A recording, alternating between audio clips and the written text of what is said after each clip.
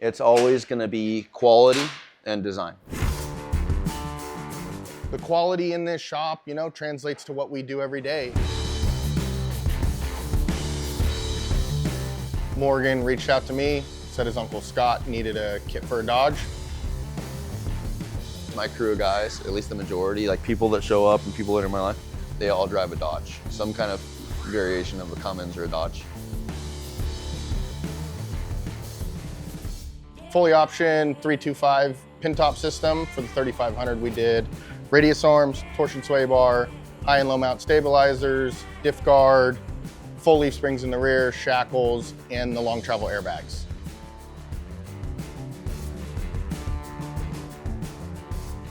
You know, working for Sage, you know, everyone that carries this name on their chest carries it as their own. We do things one way.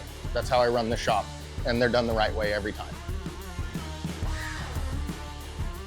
Carli just makes sense for me in design, craftsmanship, quality. That's all there.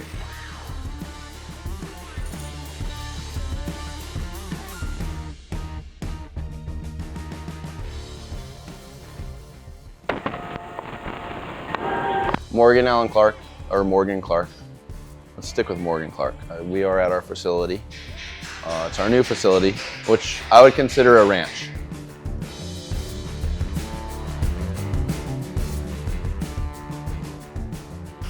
First job I had was working for Jamie Campbell at Raceco. First time I realized I could get paid to do something cool with my hands was Mike Linieri's F100, which wasn't owned by Mike then, but it was a single cab F100 at Raceco that I built the shock mounts for, all TIG welded chrome moly. But that was the first time I remember like going, oh my gosh, I can be paid doing something I love. I built my first truck on my own after I worked 40 or 50 hours. I did it on the weekends. I worked, 4 days, and then Friday, Saturday, Sunday, I put as much time as I possibly could into my own project. That was the passion project. The lead up to doing this stuff full-time as a career is really working a job where I felt replaceable. I didn't feel value in my life. I felt, and I didn't know where I'd be or where I was going. I just knew that what I was doing was not what I was supposed to be doing in the world. And it was not creating the value that I need to bring home, how I want to carry myself. And it's not like I'm built to be building badass. No, it was not that. I just knew that what I was doing, wearing steel toe boots and grimy ass clothes and getting smoked out with sparks and welding, spool gun aluminum and breathing, and just like the way I was talked to, the atmosphere, it was not where I was supposed to be contributing to life. I had been going to Art Center College of Design. I studied transportation design to be an automotive designer. That was my dream since I was 11. I pursued that and I got accepted into Art Center when I was 22, and I failed. I dropped out halfway through, fourth term, dropped out. I just had my head in my ass. So I was already on a path of creating and designing. But, I dropped out and then I went right back to something easy, working structural steel. Every day I was doing that stuff, I was going home and I was working in the garage and I was doing stuff I loved because that's what fueled me. But every day I had to show up and do this drag-ass job. I'm not good at those things. When I'm not passionate about stuff, I don't excel at it. I do not, well, at least I did not then have the discipline to do something good and do it the best I can no matter how I felt about it. So that's that weird artistic style person. I don't know if I value that way of thinking or lack of discipline, but that's how it was then. And that's why I built that truck. I had to have an expression. That first truck I built, I had to have an expression. While I was working this other job, I had to artistic diarrhea on something. I had to let it out because it was just brewing, and the truck was my form of expression, no matter what. That's always how it's been. They're expressions. They're like art pieces. I use them as a canvas.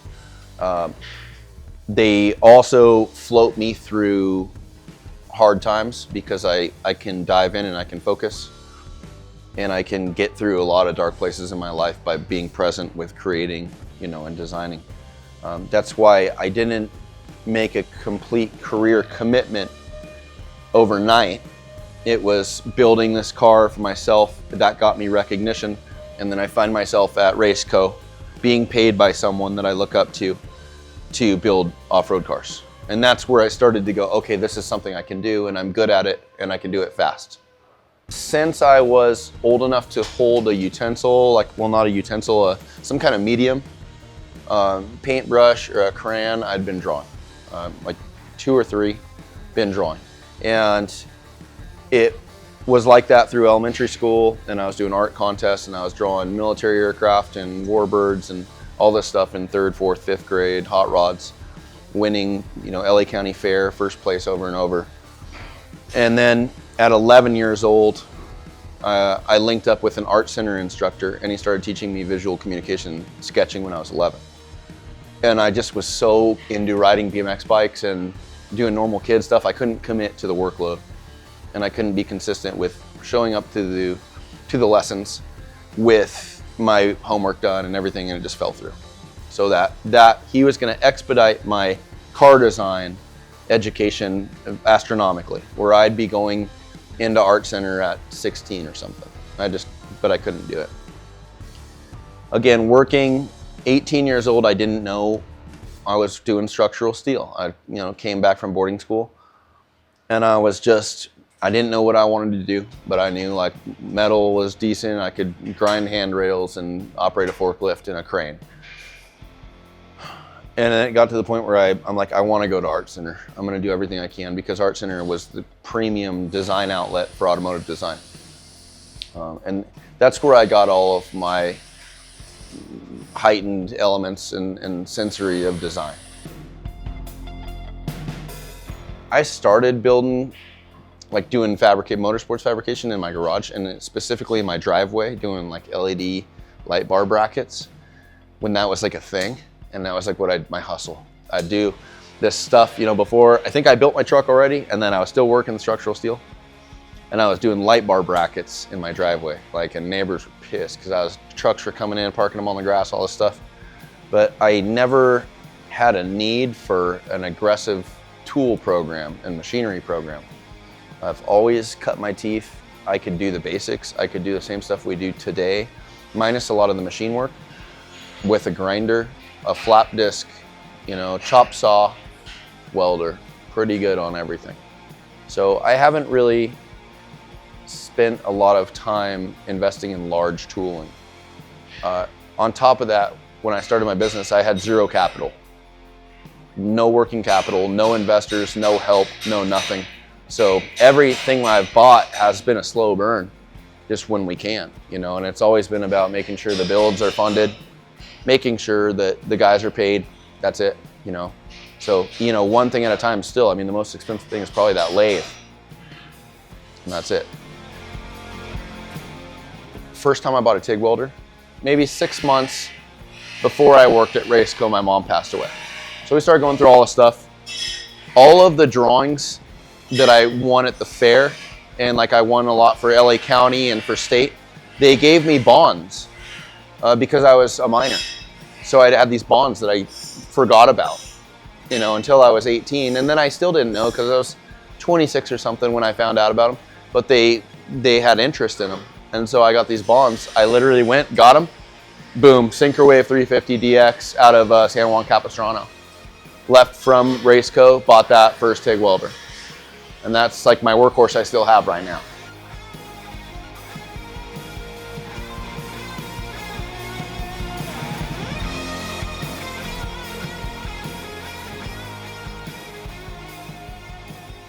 I think the first time I was moved by something is when I went into solo motorsports when I was 16. And Bobby and Carl were in there, and I didn't even realize there was shops that built pre-runners. I saw them when I was racing D37, and I saw a truck marking a course, Scott Hyatt's Ranger. And I saw a couple that were driving to Bonita High School, but I didn't know what they were. I go in there to fix my XR50 swing arm, and I look, I'm like, oh my God. And there's silicone bronze stuff and step rolls and firewalls and all this stuff. And that was what left the greatest imprint on me, was sheet metal and bead rolled firewalls and floors and stuff. And that was like, oh, I love that. I don't know what that was, but that was the craziest thing to me. And then, you know, I remember my first job, I got to do a firewall at H&M. And I was like, oh my gosh, I'm doing this. I get to do this. And I remember being in that and, you know, having, you know, that thing of like what would be your ultimate build. I think we're doing that stuff. I think we're there. A lot of where I'm at with my career and the business and stuff is almost every car that we take on or the projects we take on, whether they're rehab vehicles that are semi-complete or we got to cut a bunch of shit off of them, they end up being expressions of how I would want to do these cars. And it just keeps growing. So now, you know, with the Dakar prototype, the Range Rover, I mean, that's free will design, you know, limitless creativity on that. The Willys wagon is the same concept, you know. So if I stepped back into my younger years, I go, well, dude, I'm building everything that I'd want to build. Morgan reached out to me, said his uncle Scott needed a kit for a Dodge.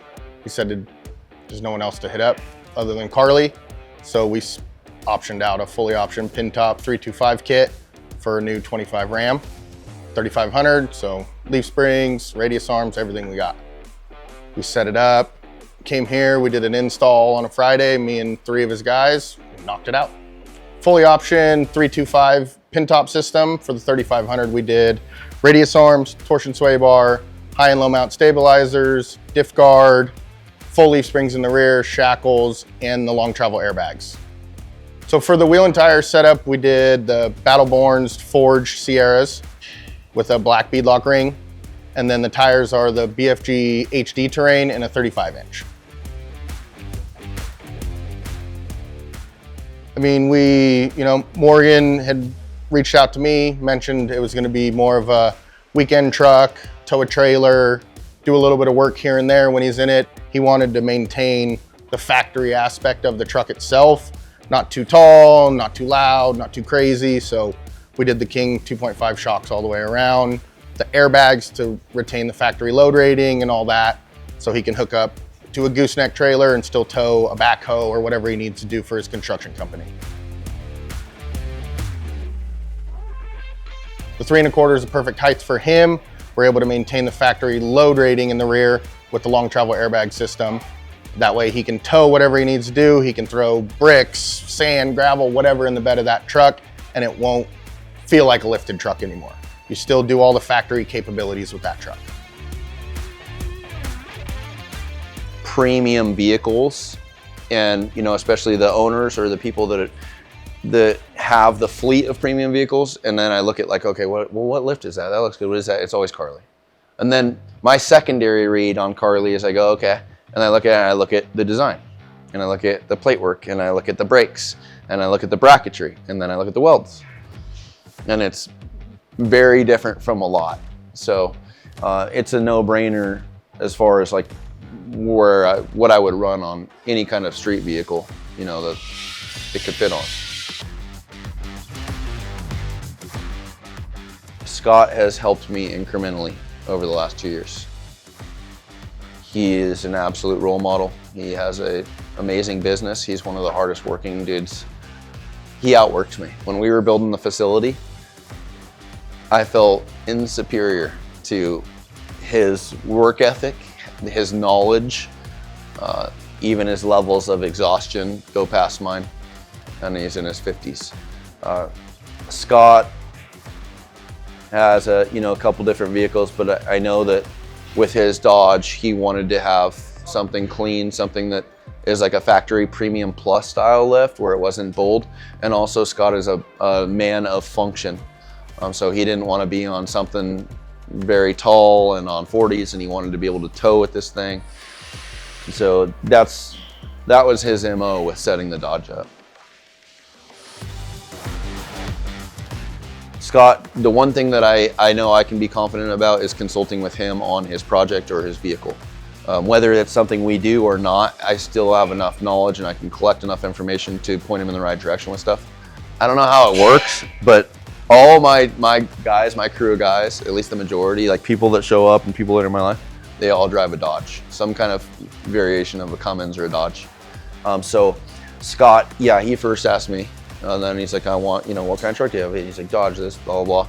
Carli, just comes out. What else am I gonna say? I don't know. So I was like, ask the boys because they have Dodges. Carli. So it's just a kind of a given thing. We don't usually do lift kits. Never part of signing on the business to do lift kits. It's more of a active service for Scott and taking care of him. Carli just makes sense for me in all of the things we already talked about.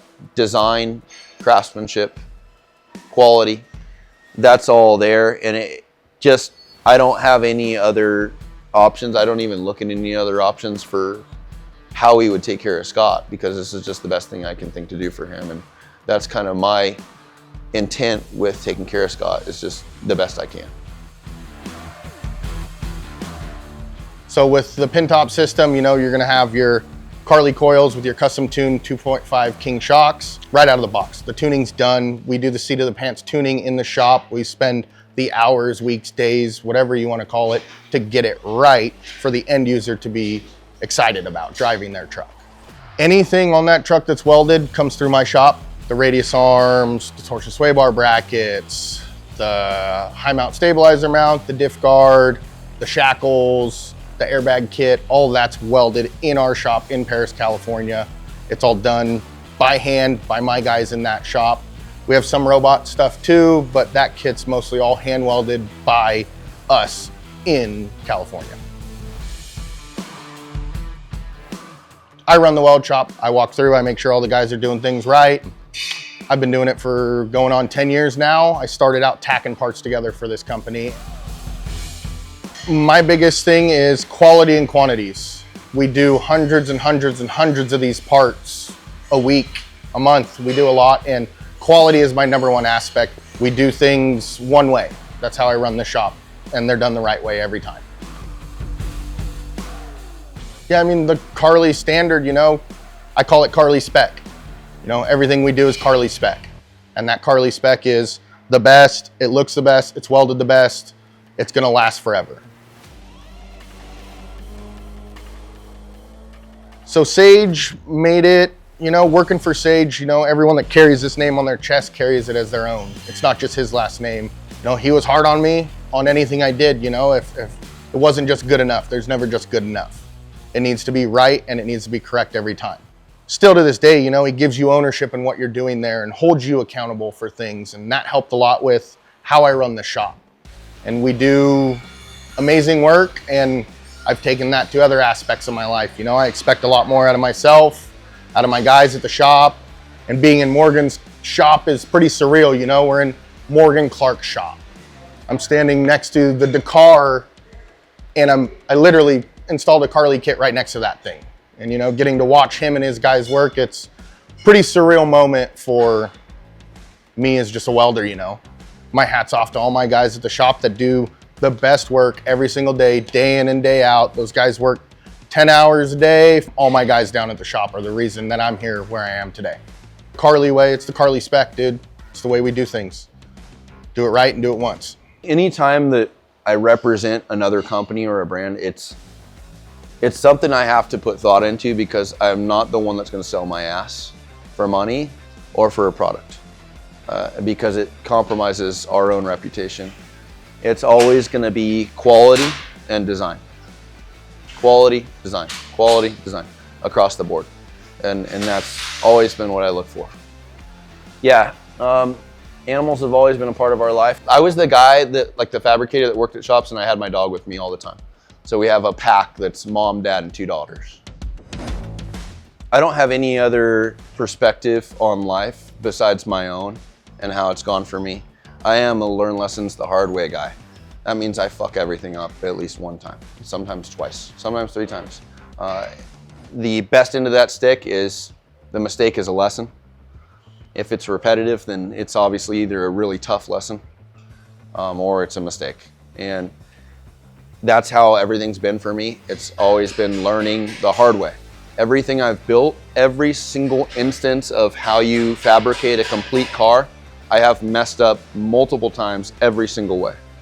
Then you turn that into the business, running a business. Most people that are running a fabrication business are guys that are talented guys that are working for other people, and they start a business. There is no education. Nobody's got seasoned experience in running a business or a corporation.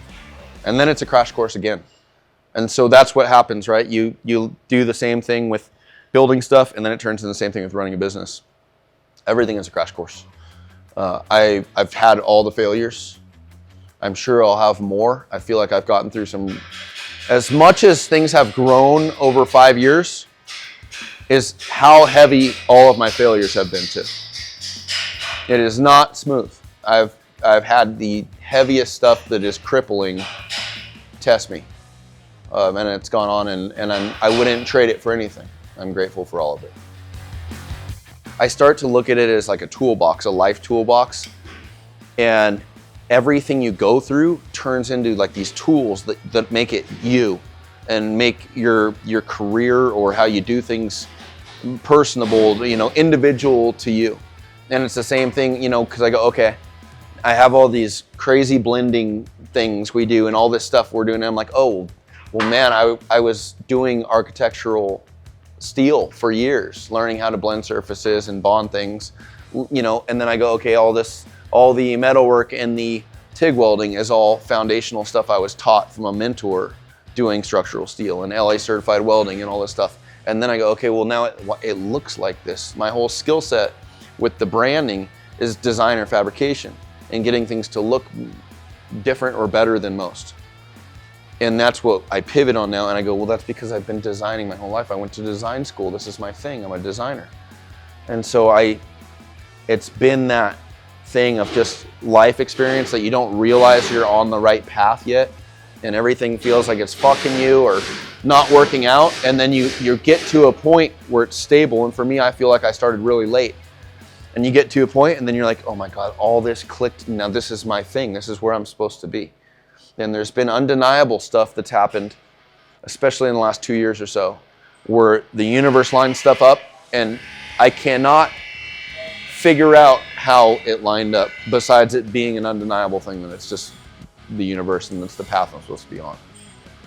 Most of my life was based off of motivation or feelings, because motivation is tied to a feeling. Discipline is an action. It's cut and dry. Most of my life, I don't feel like this, I don't feel like that, and then that directly reflects on your actions, what you're gonna do or what you're not gonna do. Discipline is something where you have to do something no matter what, not because of how you feel, because that's what you're supposed to be doing or that's what needs to happen. And so, especially now, especially with the ranch, I have to have integrity and discipline, period, because I live down there 200 yards away. So I could be late, I could come back down there. I don't like it, you have to hold yourself to something. And that's once, that the other thing with discipline is it's tied to delayed gratification instead of instant gratification, which is, motivational stuff. I can do something right now, I'm gonna feel good, I'm gonna do it, I'm gonna enjoy it, and it's really short-lived. It's like just ripping a thing with a ton of sugar. You feel really good and then you crash. You don't feel good about it. Lately, that's what it takes for me. It takes a discipline. I know what I'm supposed to be doing, and I've done enough now where I have that discipline, and I wake up and I know the wins I get from waking up early and going and exercising early and showing up early, and I just stack things like I need to every single day. When I look at it now versus maybe how I was 4 years ago or 5 years ago, it's a different person, period, in all aspects of life.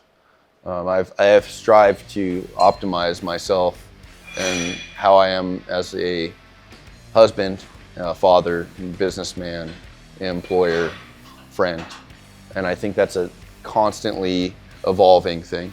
Once you're on a track to accelerate and improve that, it just never goes away.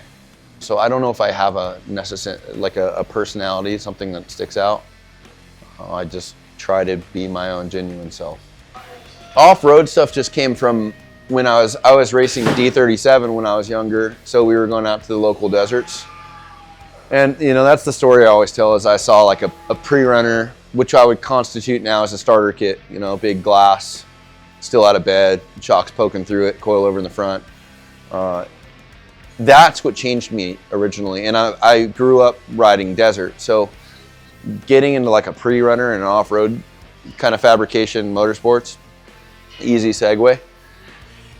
I would be, and I look forward to pressing into other areas of motorsports. I'd love to build, you know, drift cars, street cars, hot rods, all that stuff, grip cars.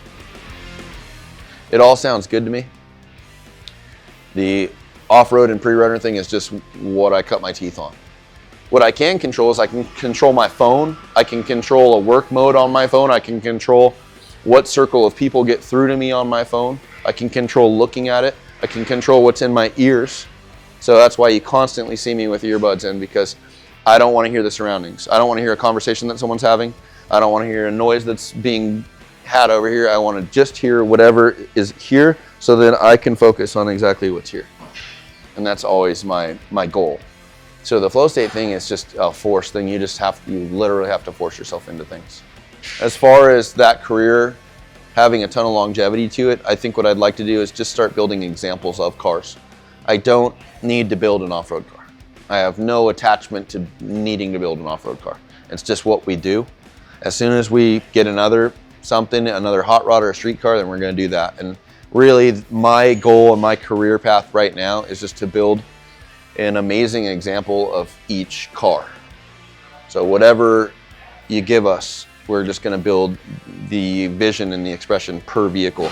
Whether that has big tires, small tires, you know, on-road, off-road, doesn't matter.